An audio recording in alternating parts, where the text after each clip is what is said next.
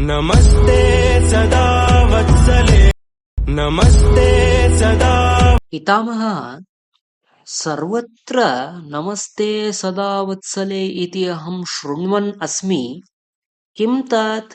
अहो वत्स, आर्एस्एस् इत्युक्ते राष्ट्रीय स्वयंसेवक सङ्घः।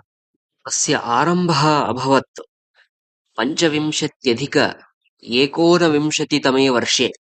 अधुना तु 100 वर्षाणि पूरितानि। एषः बृहत् सङ्घः किमर्थम् आवश्यकम्? तस्य महत्त्वं वदतु।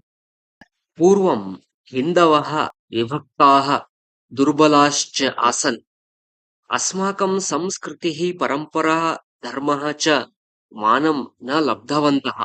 अतः आर्एस्एस् उत्पन्नः, यः सर्वेभ्यः हिन्दुभ्यः स्मारयति वयं बलवन्तः, वयम् एकाः, सनातनधर्मपालनम् अस्माकं धर्मः, वयम् अनुशासनेन गौरवेण च जीवयामः इति। एते सङ्घकार्यकर्तारः सैनिकाः वा? सैन्यं तु न, परन्तु सैन्यवत् अनुशासनं पालयन्ति।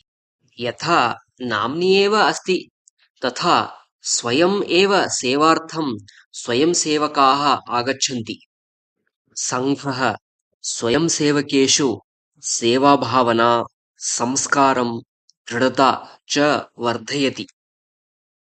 यदा यदा प्राकृतिकप्रकोपाः भवति, तदा स्वयंसेवकाः साहाय्यार्थं सर्वदा सिद्धाः भवन्ति। औषधम् आहारादि दत्त्वा जनानां सेवां कुर्वन्ति। अस्माकं सनातनधर्मं, कुटुम्बव्यवस्था, जीवनपद्धतिः, पर्वणाम् आचरणं, संरक्षणं च कुर्वन्ति।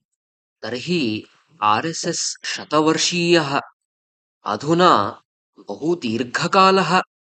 आं वत्स, सङ्घस्य आरम्भकालतः स्वयंसेवकाः समयं, शक्तिः, केचन जीवनम् अपि हिन्दुसमाजदृढतानिमित्तं ददति। शताब्दी उत्सवः केवलं सम्भ्रमाचरणम् इति नास्ति, एतद् अस्माकं कर्तव्यस्मारणम् अपि।